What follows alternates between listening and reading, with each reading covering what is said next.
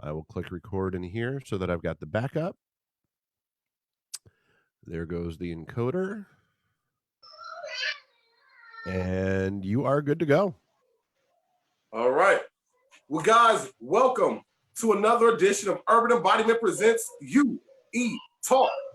I am Deshaun Whip Dog Whipple, and I'm here with my partner, Lakeisha Coakley. She did it again. She missed the timing. The timing is off ever since we've been in these boxes, I said my name. Well, guys, as always, we want to thank y'all for checking in with us right here on the Podcast Detroit app and on our Facebook live stream. Lakeisha, I know you want to talk to them about something with us as far as urban embodiment goes. We want to let people know right quick. Yeah, so we decided to cancel our small business expo, and we decided to cancel our day bus trip to Carolina. With everything going on, it's kind of hard to plan events even in the future. So things change at least every week. So we decided to postpone everything right now. So if anybody paid for any vendor spots or any bus seats, reach out to us at urbanembodiment313@gmail.com, and we will be more than happy to refund you any monies we collected for either event. Absolutely. And guys, as always, we want to make sure everybody stays safe. So that's what we're going to do right now. But you can always still join our singles group, Singles Dating in Detroit or Singles Dating in Lansing if you're single out there, and we'll hook you up. And we can always still talk and interact on there. We have Zoom conversations in there all the time as well. But speaking of shutting things down, today the order was extended to May 28th, and that's going to be our topic today. We have two people that are going to talk about the stay-at-home order and all the executive orders put in place by Governor Gretchen Whitmer. Today we have standing for the stay-at-home order, Ms. Jenny Boyle. Welcome to the show. Thank you for having me. Okay. Good evening. Good evening. And we have against it Ms. Christina Caramo. How are you doing today? I'm great. How is everyone? Good evening. Good evening. We're doing well. Well, first things first, Jenny, if you let us know a little bit about yourself and how you feel about the stay-at-home order, just in a general aspect, before we go into some questions. Yeah, absolutely. So about me, I am recently a stay-at-home mom. I have two kids under 2, and we have not left the house in a very long time. And as you can imagine, with 2 tiny ones, we're going a little stir crazy. That being said, all of our household income is coming in from the mortgage industry, which essentially was completely flipped off overnight, basically, when all of this started to happen. So I'm very familiar with the impacts, both financially, mentally, with how these things are impacting families. But we are pretty fortunate still in this situation. None of us are sick. So we're just trying to enjoy the sunshine on the days that we have it and make the best of it. But I have seen people around me that have been impacted by this. In both health-wise, job-wise, things like that. So it is something that I know is a painful pill to swallow, but it's something that I do think is super necessary. And we're seeing how well it is working in Michigan. Okay. Is that the baby's part of the family back there making some That's noise? the baby. Yeah, my son is 2 and my daughter is almost, she just turned 6 months. Hey, tell them we said hello. And welcome to the show as well. You'll probably hear a little bit more from them if Toy Story doesn't keep them distracted. Okay. And also, now we have, like I said, opposing the stay-at-home order. Could you say who you are and let people know a little bit about you? Hi, so my name is Christina. I am a teacher. And, this has impacted me, especially in regards to my students. I really miss that interaction that I have with my students and a lot of important educational elements that the students need beyond just the information that I present to them. They're missing out on. So, as far as how the stay-at-home order is impacting me, financially, actually, it's not hurting me because I'm working from home. And then 2, you save a lot of money. Don't have to drive anywhere, not eating out, So in that regard, it's been more of a mental frustration, because I have 2 children and they're getting restless at home. They want to go do things, We had some big plans coming up. I don't know if you remember, I finished grad school this year. So my graduation was supposed to be in California. So me and my kids were super excited. So, but I tried to not allow that to upset me too much. They were super bummed, but I try to remember that, hey, I'm still alive and I haven't lost my job, unlike a lot of people. And I try to be grateful. Now, did you want me to get into my position, or do you want me to just save that for later? So. Oh, whatever you would like to talk about right now. But we got some questions for you, so go right ahead. Yeah. So, for my position on the lockdown, I am very cognizant of the death toll and how it is spreading very rapidly. I had several members of my family contract the coronavirus. Did have a distant cousin pass away who lives in another state. We have a coworker who battled coronavirus, so I'm very aware of the impact that it had. My ex-husband's brother had coronavirus and he was really suffering in the hospital. So I think for the people who want the economy to open up, I think there's this kind of misconception that we just don't care about people dying. We just like the heck with everybody. So what? Sink or swim, the strong survive.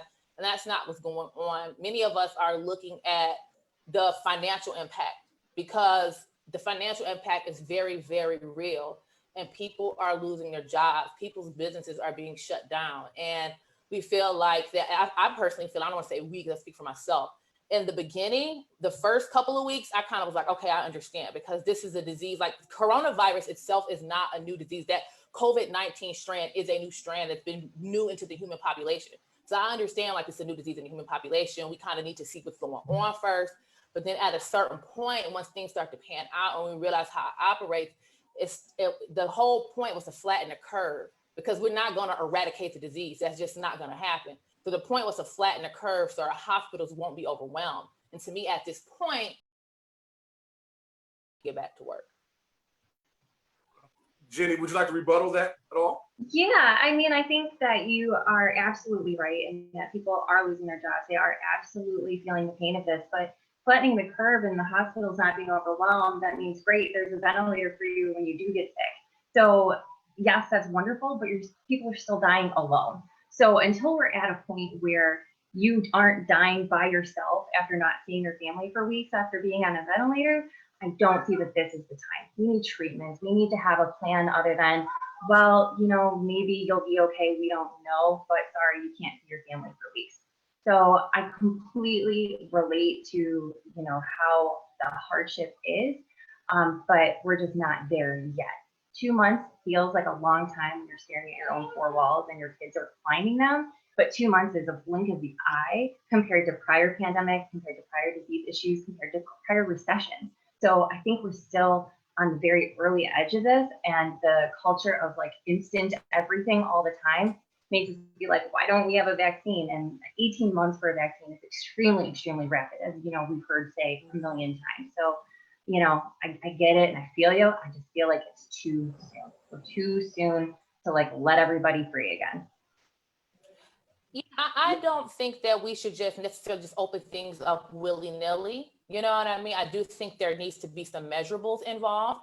My concern is more so that we should look to protect the vulnerable populations, because even waiting for a vaccine, that's not realistic. We can't keep our economy shut down for 18 months. There's other things we need to consider. One thing is that it's not just us who depend on America's economy, because America's economy collapsing will also cause poverty in other countries as well. So that's something we consider. Also, poverty causes death. Poverty causes death. There's also a lot of mental illness. We've also seen an uptick in domestic violence, child abuse.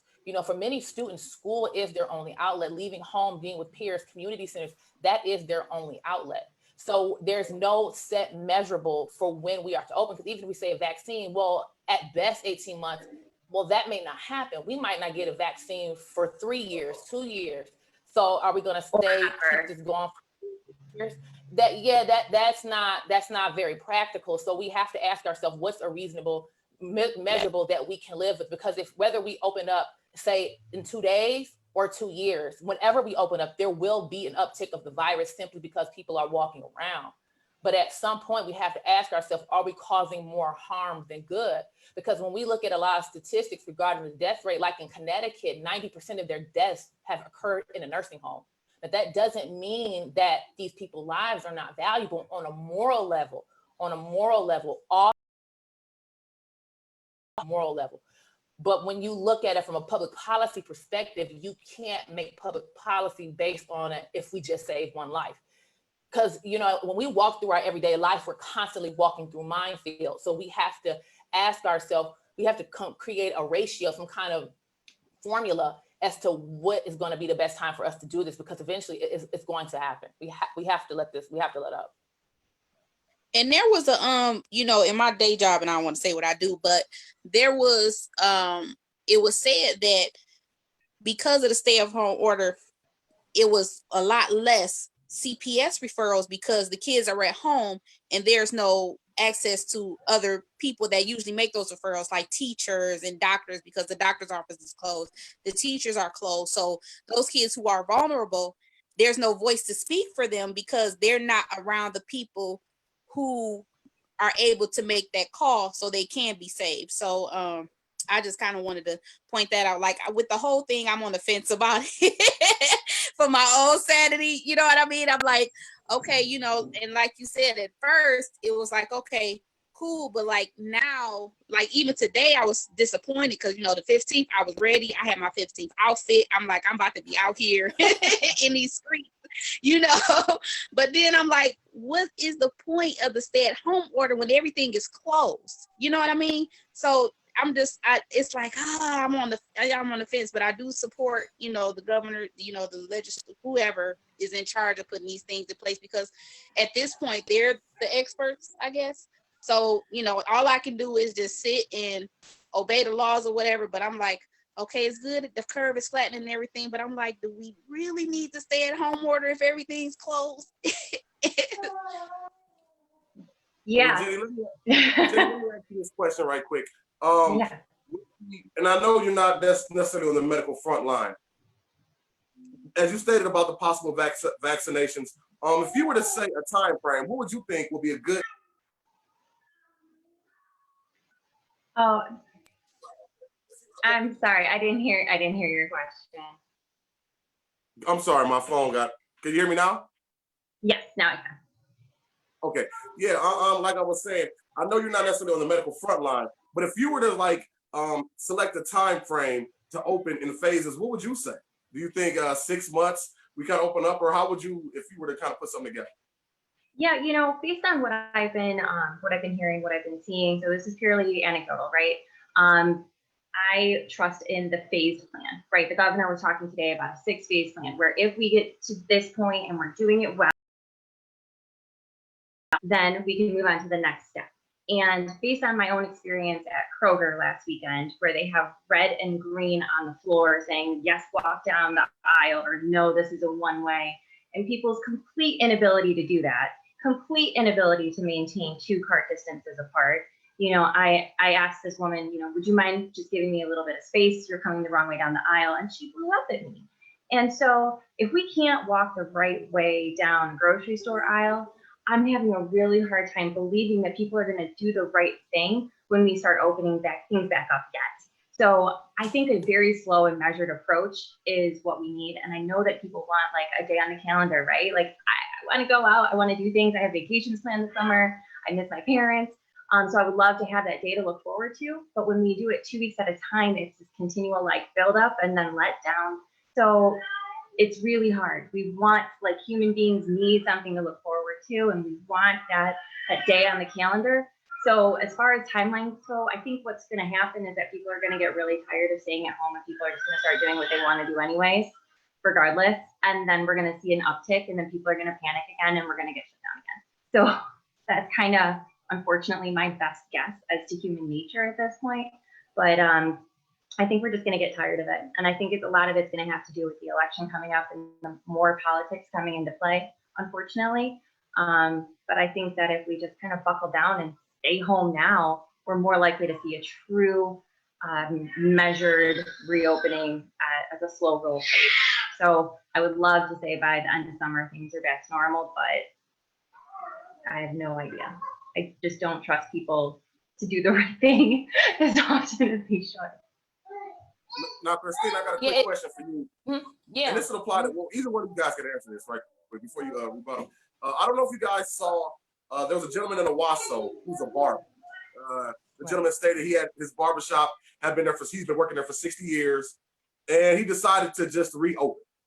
And a lot of people in, I'm not going to say the names of either group, but there's a Facebook group that's, rather full, if you will. And a lot of those people are saying that's what people should do, just reopen their businesses regardless. Now, how do you feel about that though? Because there's a possibility they can get a ticket or even go to jail because somebody, I believe in Texas. Yeah, we did 7 days or whatever. So what do you think about that? People just opening up their businesses regardless. Do you think they should do that or no? I personally don't have a problem with that. And the reason why I see America is a free country. For the people who are concerned about leaving the home,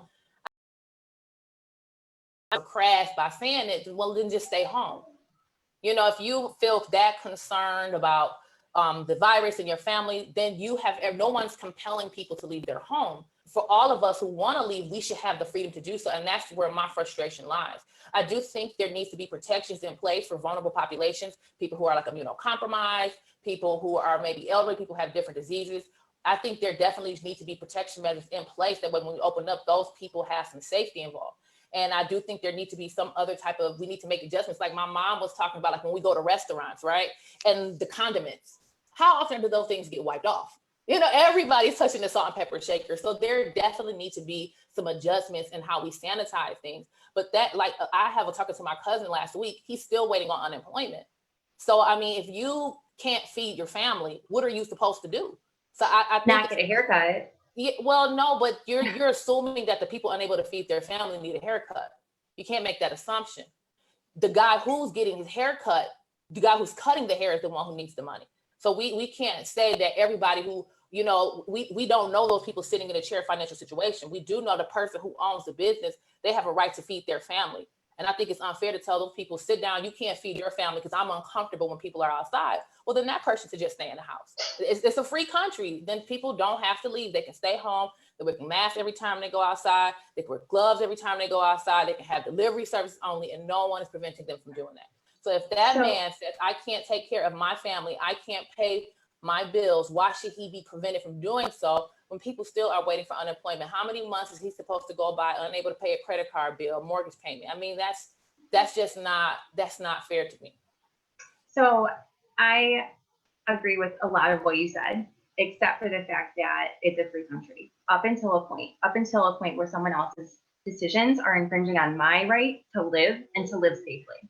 So that barber who needs to cut people's hair to pay his bills may be an asymptomatic carrier. And all those people coming from all across the state, because it's become a political rallying point now that's getting publicized to hundreds of thousands of people to go support this man and his freedoms, may infect all of those people and then drive all across the state and get people who did not choose to put their butt in that chair sick. And how many people are they going to infect? So if this was a matter of riding your motorcycle without a helmet where the only person you're hurting is you, fine. But this isn't. This is something where you can carry something and infect people that can kill them without you knowing it. So your rights to freedom, people's rights to freedom, people's rights to choose end where they start impacting other people's right to live. Let me say this, but you don't have to leave your house. So if you don't leave your home, then you're not impacted when I leave my house. So it doesn't matter. And if you walk down the grocery store aisle too close to me. First of all, I didn't cut you off. He asked me to be civil and I'm gonna be so I asked you the same with you. I didn't cut you off. Courtesy. As I was saying, actually, the guy who rides his motorcycle without a helmet, if he dies and kills himself, our insurance rates go up. So actually, his choices do impact me. Also, what about alcohol? People abuse alcohol every single day. We don't make that illegal. How many people kill people in drunk drive accidents? We can make the same case about so many other things. What about people who smoke? What about people who are obese? All that stuff makes our health insurance costs go up. So of course, all of our decisions impact other people. We walk through a minefield every time we leave the home. That's why I think the fair solution is to provide support for those who are concerned, those who are immunocompromised. That way they don't have to leave the home in fear. But for us who want to go about our everyday lives, we have a right to do so. To tell me I should stay locked in my house because you're uncomfortable, that simply is not my problem. And if a person is sick, they can stay in the house. You know, it's so many other cases where we can think about things that impact people's lives. What about legalization of marijuana? That has no positive benefits. But because we're a free country and enough people wanted it, they have the freedom to do so. People have a right to do what they want with their lives. We can't go around banning things simply because we feel like, oh, well, we on the strength of we can save just one person. And then on top of it, all we come to find the disease have a 5% mortality rate. And then in New York, Governor Cuomo yesterday in New York said they're finding that 66% of all their new cases are people who stayed in home. Only 2% of new cases in New York are actually homeless people. Why isn't the population of the homeless people being infected at alarming rates? So there's so many other things that people walking around with all these gloves, actually they're spreading disease by wearing those gloves because they wear gloves for hours and hours and hours without washing their hands. So, I mean, that's it. Just if you want to stay in the house, stay in the house. And if I want to go back about my life, I go back about my life. And to me, it's problem solved. Well, let me step in right quick because I actually do have a question behind that. One of the biggest things I know some of the people opposing are saying is that if it's high in the Metro Detroit area, keep them quarantined, the Royal Oak, the Detroit, the Dearborn area, and allow the other parts of the state to be open. Christina, I want you to answer that first, and then Jenny, please rebuttal. What do you think about that part, Christina? Well, I think to me, like a lot of states are doing it, like in Florida, that's actually what they're doing. So like in South Florida, like Governor DeSantis, I recognize that Miami is a hot spot. Any place that's densely populated is going to be a hot spot. That's why Manhattan, New York is such a hot spot. So the way they have it is places like Northern and Central Florida, they're allowing them to open up because the cases are so low. And then they have stricter measures on the places where it's more packed. And so to me, that makes the most sense of having a kind of razored approach to it. That would be more comfortable because some of these people where they have one person infected, again, all life matters. And so that person's life still counts. But to me, that makes on where the outbreak is instead of just a one size fits all approach. And like I said, that's what's happening in Florida. That's what he's doing. And to me, that actually makes more sense. Jenny, what do you think about that question? Yeah, to me, that makes perfect sense as long as we have the ability to test and the ability to trace. So as testing is ramping up, as we're confident that we know what the spread is within the general population, then it absolutely makes sense. And, we don't want anyone locked in their homes. That's not the goal. We don't want businesses shut down. Nobody wants to shut down indefinitely. And so the governor did talk today about how the state of Michigan is divided into different quadrants depending on people's travel patterns to and from work. And so looking at the different infection rates and where we can start to loosen guidelines. And I think that's a great plan. I think that it's always better to have a scalpel rather than a sledgehammer, right? To have a really nuanced approach. But we are starting to see cases rise in Western Michigan, which as we've seen across the country, it started first in urban areas and places with international airports, and then it spread out slowly through the suburbs and then to rural areas. So it makes sense that cases are now starting to tick up in the more rural and northern parts of the state. And we're seeing cases really slow down in Detroit and in surrounding areas. So I think that the initial reaction of just pause, everyone stop moving, let's do what we can to flatten the curve. And then now, we're reopening manufacturing starting soon. So we have a nuanced approach and different areas of the state are being treated differently. And I think that's fantastic. It just took some time to get a handle on what the heck this thing was and how it's impacting people and what the symptoms are.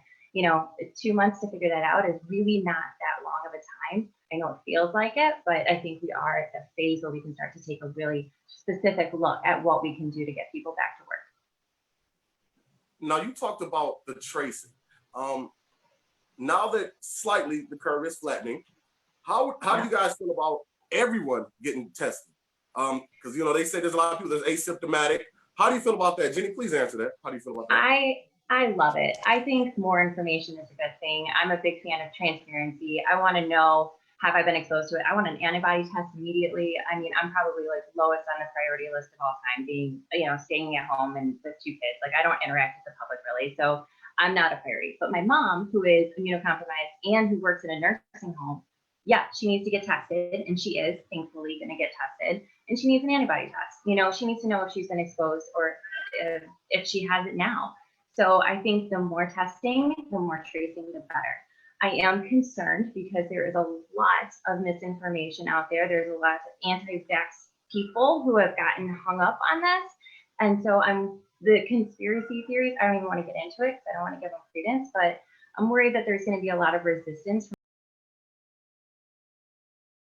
telling the government where they went for the last 2 weeks. I see that people probably reacting pretty poorly to that. But I do think it's incredibly necessary if we want to go back to work. Christina, what do you think about that? Everybody getting tested.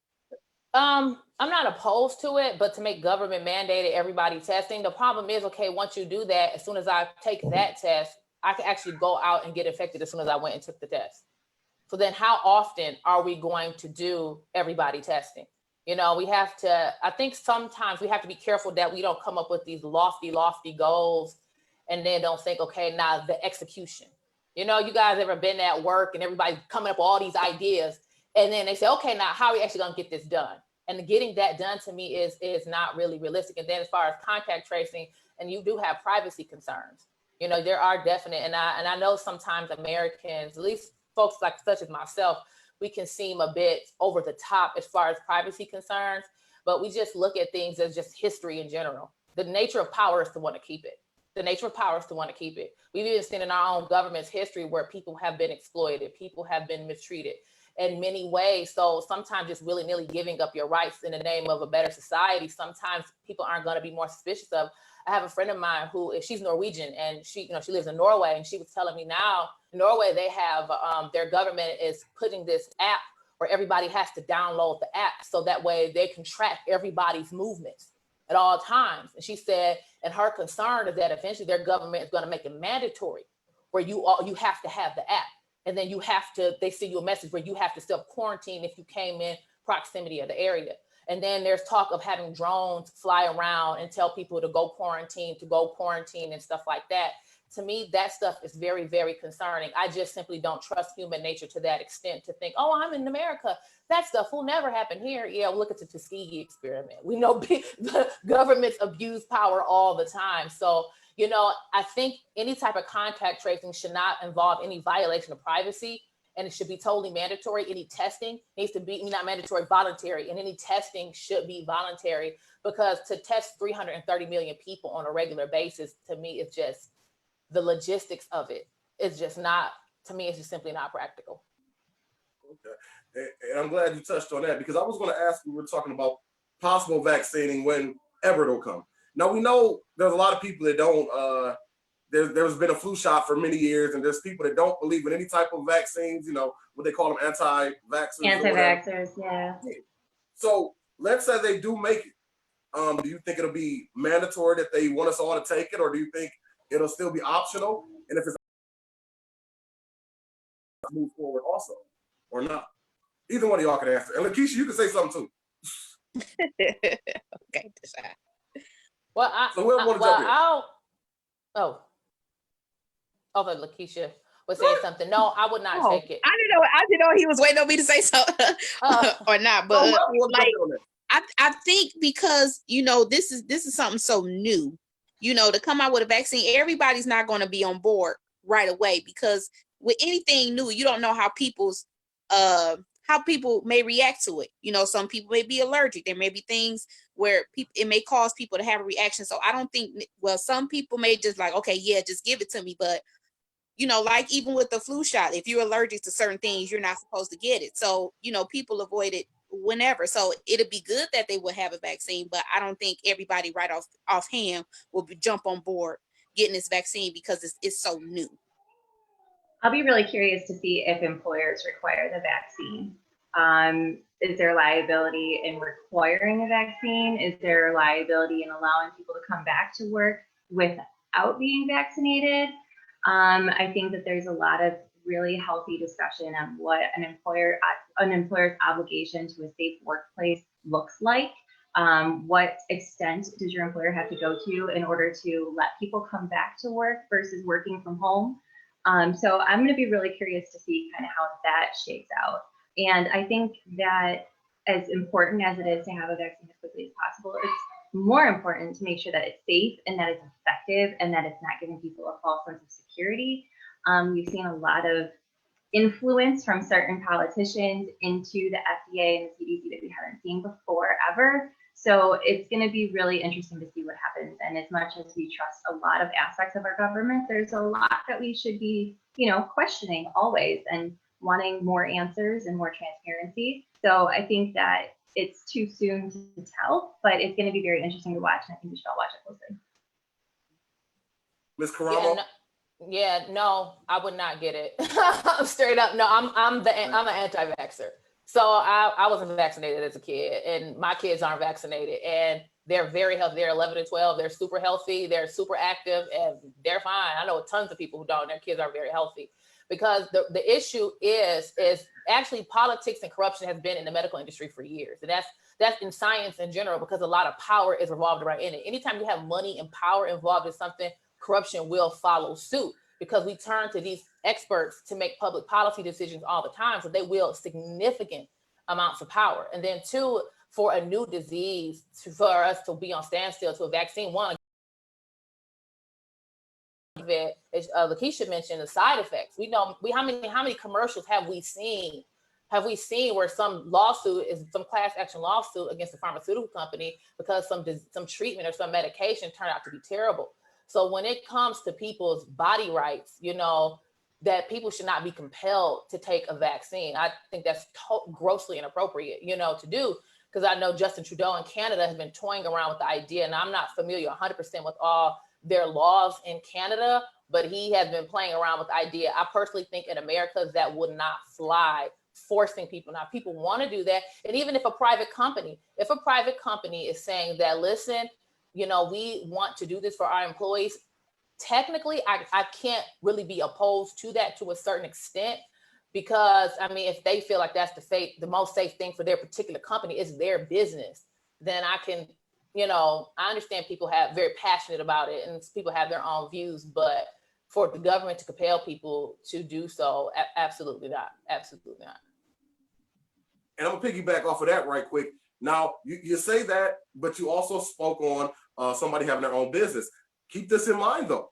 Right now, a lot of the places that are opening are making people take the co-test to even be able to work. So you don't think that's similar? Them making them take a test to even be able to work and taking the vaccine? What if they say, just like you got to take the test to get back to work, you got to take the vaccine to come back to work? What would you say then? Well, taking the test and taking the vaccine are different. I don't know a whole lot about immunology and vaccines as far as RNA strand vaccines. I know the little I do know, again, the very little I do know, that RNA viruses are very difficult to make vaccines for because of their very nature. Because like our RNA transcribes the information from our DNA and encodes the amino acids to create new proteins. And I think that because of the transcription process, I think that's why they mutate so easily, from what I understand. So the safety effects are really, really important. They're really, really important. So I just kind of feel like taking a test isn't dangerous. I wouldn't be opposed to taking a test if my job said, hey, we want to do regular temperature checks. I wouldn't be opposed to that, because that doesn't pose any threat to my life. To me, to take a test and a temperature check, no, I wouldn't complain at all. That would just be irrational. My concern with a mandatory vaccine is safety concern. And I want to make it clear about people who are opposed to vaccines, at least myself. I'm not opposed to inoculation. We've seen many diseases like polio, smallpox, many diseases have been eradicated because of vaccines. So I think sometimes people who are against vaccines get put in a box. We put them in a box and label them as a bunch of kooks without ever actually talking to a person and saying, why do you think this way? The problem with vaccines is the conservative and additives in the vaccine. And then too, when you think about 50 years ago when vaccines were given, like for polio or something, the child would just get the polio shot and that's it. And it would be largely spaced out over a significant amount of time.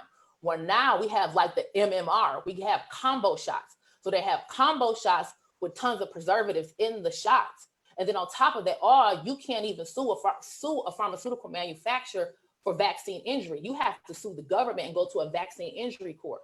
So there's a lack of accountability involved in the vaccine industry, and that's what the problem is. So if there was accountability, there was no preservatives involved in vaccines, I would not be opposed to them at all. That's just me. But when I can't hold the people accountable for something I'm mandated to receive, that creates a whole host. And a lot of these people, you got like Bill Gates on television pushing vaccines. yeah, he stands to make billions of dollars from it. He's not a medical professional. He's just the richest man in the world. And so we suddenly just want to listen to him. So there's so much more involved. There's so much more involved. But I do think, you know, for those who want it, it should be available for them. First of all, you ain't tell me that when you sent your bio over that you was a medical doctor, you was gonna be using all these terms, then we ain't know what they meant. I'm joking. I said most of the time, I'm not a medical professional. I'm no way. I just try my best to learn about different things. That's it. Now, again, some of y'all may not agree with me, and of course, that's fine, but that's just my belief. Now, Jenny, I want to personalize some of these next couple questions I want to bring to you guys. And Jenny, this question, you said currently you're a stay-at-home mom, right? Mm-hmm. But you said you're doing like the real estate thing as well, if I'm not mistaken, right?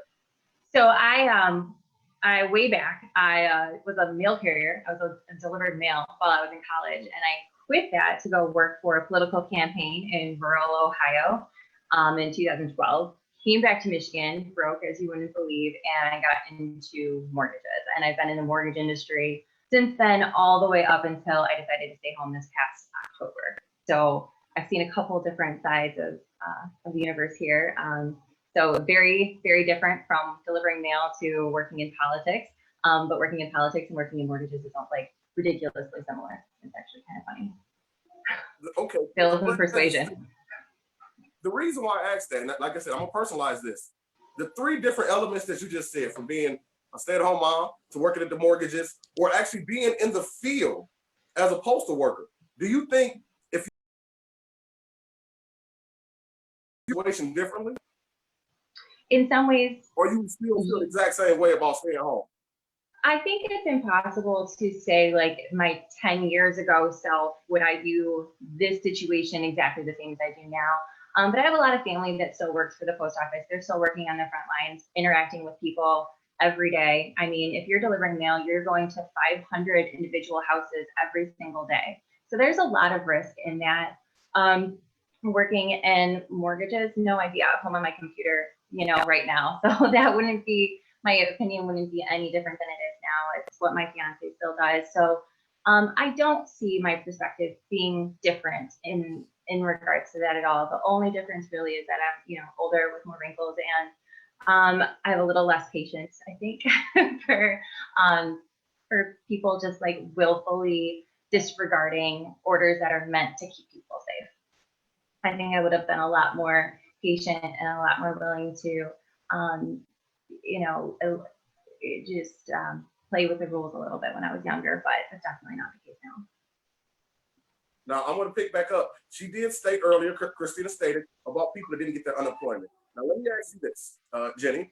If a person been waiting for 2 months, their unemployment has not hit yet, for whatever reason, they didn't get their stimulus check, they don't have a bunch of money saved up, what do you tell that person that, they want to work? What would you tell that person directly if they're watching right now? Just like the gentleman that has the barbershop that went out there, what would you tell them? And what would make them understand why you think they should stay home?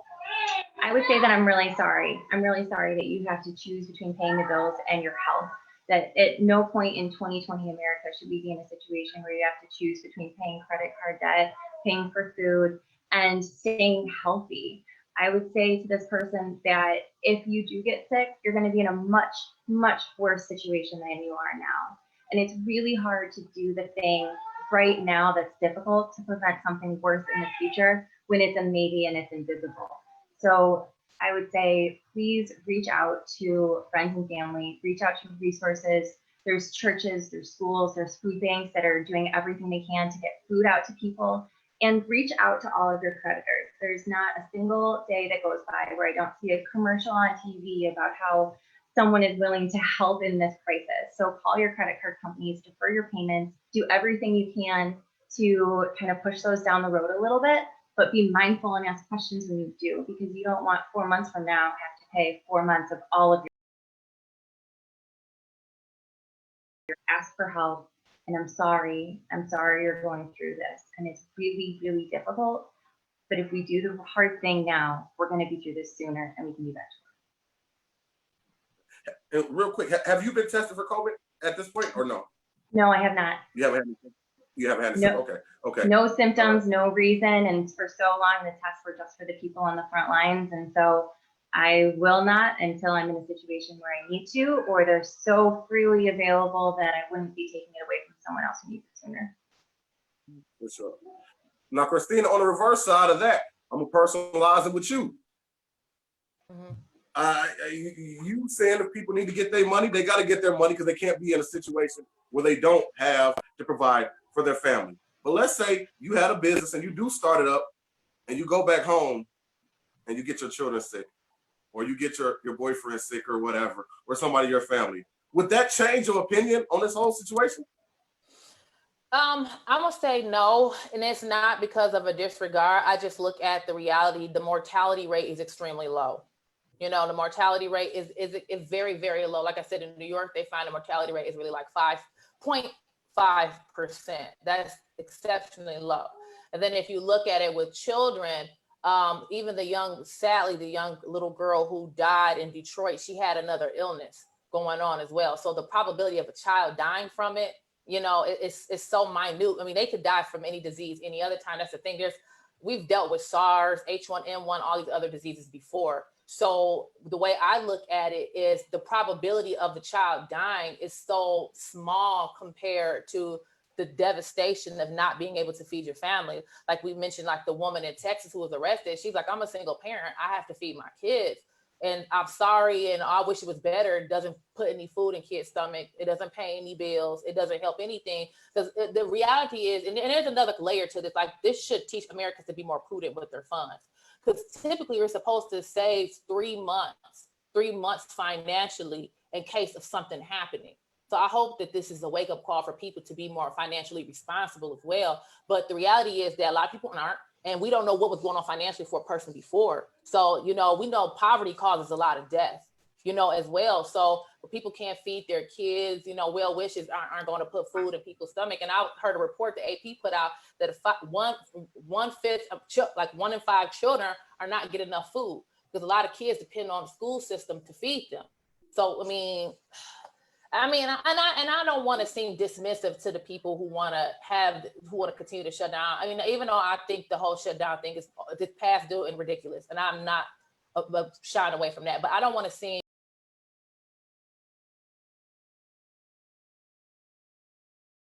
they're looking out for the well-being of people and they want to see people's lives saved, and they feel like in the long term it might hurt us in the short term, but in the long term this is best to save as many lives as possible. And I totally respect that.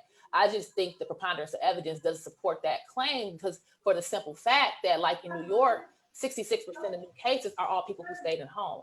And then like a lot of these cases are coming from nursing homes and prisons and other places where people are packed in tight spaces. And then another component, I think we should talk about the mental impact. You know, I have children, so I'm not alone. You know, I have a family. Trust me, there's no quiet time around here. But what about the people who have no family, who the only outlet they have were friends? They don't have anybody. Where, you know, I don't know. That's just the way I feel about it. We do a whole lot of Zoom. That's what we're doing. People like me that just in the house by myself. We do a whole lot of Zoom. Now, house party is the new thing now. They done found something new. So if it ain't Zoom, it's house party. If it ain't house party, it's Microsoft Teams. If it ain't Teams, it's Skype. If it ain't Skype, it's Facebook Messenger. But I do have a question for each of you ladies. So for the conspiracy theorists out there, what do you guys think about? A lot of people think the coronavirus was a man-made virus or whatever. So what do you guys' take on that? All right, I'll take this one first. Yeah. So whether or not it was man-made, I mean, we know that there's medical research going on in every major country around the world and some not so major countries. And we know that the overwhelming majority of the time, medical research is done for good. We know that there's bad people out there that are doing bad things and that things can happen, right? So whether or not it was man-made in this stage or it was bat to human transmission, that's going to be important down the road. Down the road, when we look back, that's going to matter. But right now, I think that our efforts should be focused on finding some sort of treatment, on finding some way to manage this, and finding a way to reopen our economy in a way that has as little pain as possible. Because I mean, I found out today, I read a CNBC report that women who are pregnant are miscarrying and having stillborn babies because of the virus crossing into the placenta. So, I mean, we thought for a long time that pregnant women weren't at any greater risk than the average person and that kids were fine. And now we're finding out that that's not the case at all. So the conspiracy theories are wild, and I've heard so many of them. I get so many messages from people, what about this? And I don't, it's a distraction, because I think, in my personal opinion, human nature, when something crazy that nobody,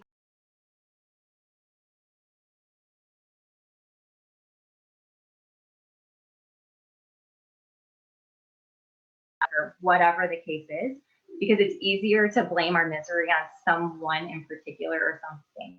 And so I understand to a certain extent why people are drawn to these things, but I think we need to remain focused and really stay the course in order to get things going again. Oh, so for myself, whether or not it just as easily could have been manipulated in the lab, to kind of to her point, we know there are researchers always manipulating viruses. They do this all. I mean, how many movies? I mean, isn't that what happened with Resident Evil? I'm just joking, y'all. Joke. But I've watched so many conspiracy movies. So no, but I mean, to her point, I would agree. I wouldn't say, I know she said it matters later. That's true, because at this very moment is, how do we save people's lives?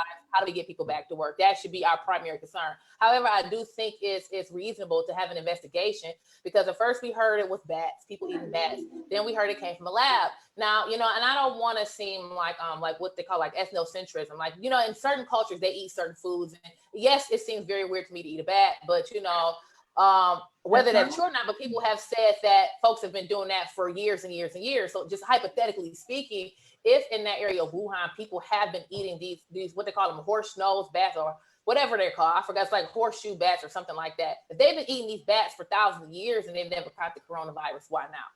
So I think it is plausible that it could have been lab manipulation. If that's the case, then the people who did that, they need to be held accountable. And it needs to be oversight, because you do have scientists who go rogue just like any other profession. That's teachers, politicians. I mean, anytime power and money is involved, because a lot of times with these research grants, I mean, they get billions of dollars to conduct research grants. And sometimes you have somebody with a whole lot of money and a crazy vision, and if you got the right scientist, I mean, you can get somebody to do it. So, I mean, we just don't know. And I think, the word conspiracy theorist, I know we use the term as just people who are basically untrusted of the narrative. That's kind of the way I see it. But a lot of times we have good reason to be mistrusted, because we're fed so many lies.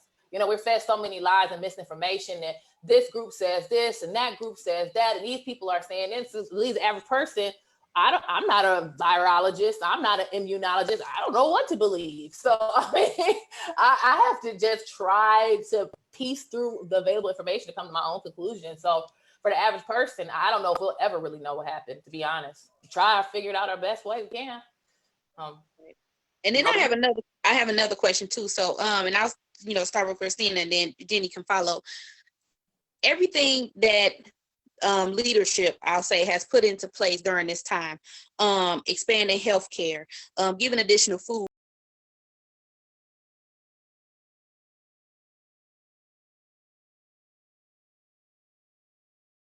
We've been crying about before this happened. We needed healthcare. The digital divide, how students of poverty don't have access to computers and internet just so they can complete their schoolwork. After this pandemic, do you think leadership will, it kind of opened the eyes for them to realize, okay, these are the things that's needed in different communities, so when this is over, we can still sustain? Well, I hope it does open our eyes to different things. I think I find that a lot of our politics in America sucks, because you have these people who've been in power for 30 years, 20 years and stuff like that. And their whole agenda is to keep in donations to keep their seat of power, instead of thinking of the well-being of people. When you mentioned like the digital divide, I do think that's very important. But, I hope that we can do something about it to help many more students be prepared for the 21st century. We need serious educational reform. You know, I think that hopefully may bring a light to that we need to improve the quality of education, because many students don't get the support at home they need, because that's one concern, is that everybody doesn't have a tranquil environment for them to even do online learning. You know, as far as healthcare goes, you know, what healthcare changes they're going to make, I don't even know. I don't even know. And then, like you mentioned, the stimulus check, because I know there's this push. Some people want like a UBI, like a universal basic income. You know, a lot of that stuff, I just don't think that's economically sustainable, because we are in trillions and trillions of dollars of debt, and the Fed is just printing money, printing money, printing money. And we're going to be like Germany in the 20s and 30s, where they just willing, just money is like burnt, it's like paper, you know? So we have to be careful of that. So I do think there's room and there's funding to fund some of these initiatives that really kind of help some of our poor members of our society kind of get on their feet. But that would require our government stopping with pet projects to their buddies. I mean, because we're seeing that, like millions of dollars going to the Kennedy Center and PBS and all this stuff in the middle of a coronavirus pandemic. Like, why are we giving money to PBS when that money could have went to a small business or a poor child family who need internet service? I mean, so will anything change? I don't think so. I don't think so. Yeah, hopefully, but I don't think so. Okay, Denny. I do. I do. And I might be the eternal optimist of the world here, but a couple things. So when they said that we were rolling out free college for frontline workers, there was people that were like, yes, finally, right? Like, why not? Yes, absolutely. And then there were people that were like, well, why not me? There were, you know, nurses and doctors that are like, just please erase my student loan debt. That's the only thank you I need. Take this huge burden off of me so that I can have more financial security for my family. When they gave the extra $600 a week on top of unemployment, we heard politicians say,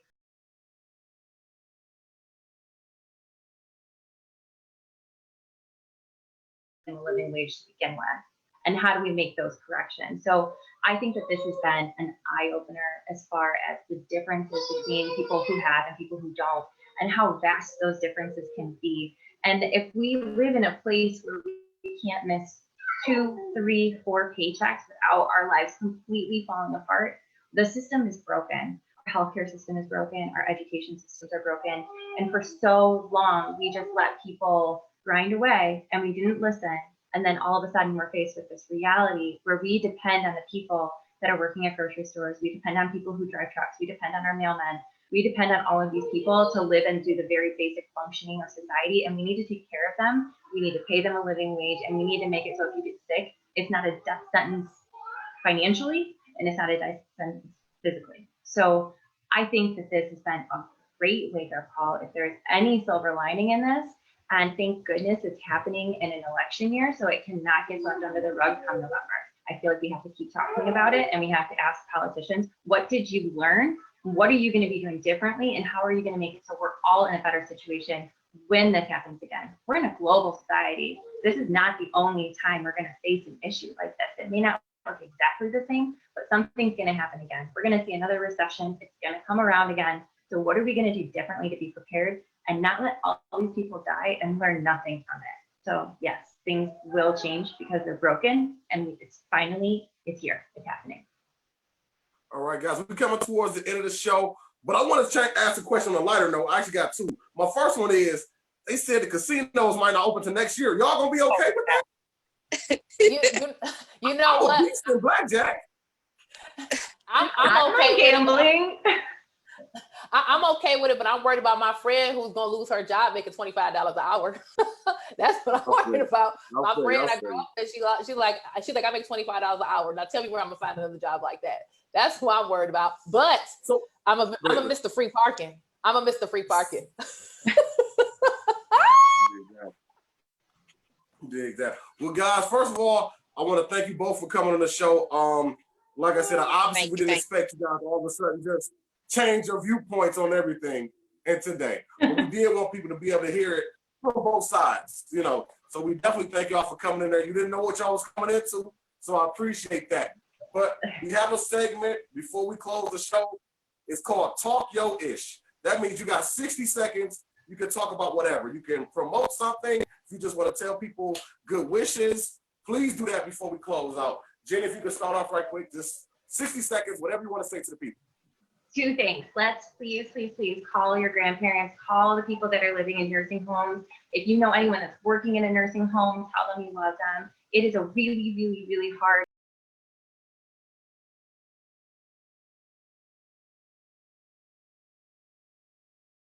love.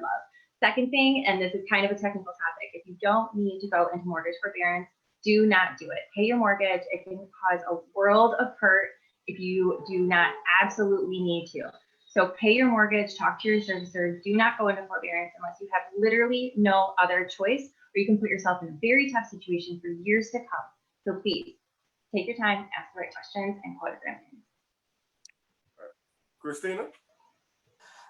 Everybody, please, every day, go outside and be active. I know sitting in the house is very stressful. It can be very overwhelming, but go outside every single day and breathe some fresh air. I promise it helps. It makes your day go by so much better. And importantly, pray. I'm a Christian. I pray every day, and pray and get outside, and that will give you some peace and some comfort, and embrace and love one another. And the last thing is we have to be very careful that even though there's such radical different opinions about how to handle this, that we don't demonize each other for their disagreements, that we realize that, yeah, there's a small segment of people who are just out of their minds, but most people are looking for the well-being of everybody. And we need to keep that in mind. So you're not going to say Christina Caramo Project on Facebook and nothing? Just go, okay, fine. Oh, yeah, I gave the board my website. Get out of here, man. Well, anyway, guys, Keith, once again, thank you, Lakeisha. If you want to talk to him right quick before we get out of here. No, I really don't have too much to say, but just everybody has a right to feel how they feel. Everybody has a right to their opinion. Just make sure that you guys get the facts. Opinions are man-made, facts can be proven, and just stay humble and just respect the decisions people decide to make. I mean, we may not agree with other people choose to do, but at the end of the day, as long as you're doing your part and keeping yourself out of harm's way and keeping other people out of harm's way, just stay humble. That's all I can say, humble. And I'm gonna piggyback off of that. Once again, thank you guys for coming to the show. And like she said, just respect everybody. This is crazy right now, so we got a lot of energies, a lot of emotions on both sides. Just please try to respect each other. Well, guys, we are out of here. Once again, thank you for listening to You We Talk. You can check us out on Facebook at Urban Embodiment 313, Instagram at Urban Embodiment. We even got YouTube. Follow us, Urban Embodiment. You can watch the playback. Podcast Detroit. Download the app. So, till the next time, I am Deshaun Whip Dog Whipple. And I'm Lakeisha. You're going to keep missing the drop? We've been doing this for 13 weeks. You always miss it. All right, fine. Just close out the show, man. Close out the show, man. All right, everybody have a good night. Stay home and stay safe if you can.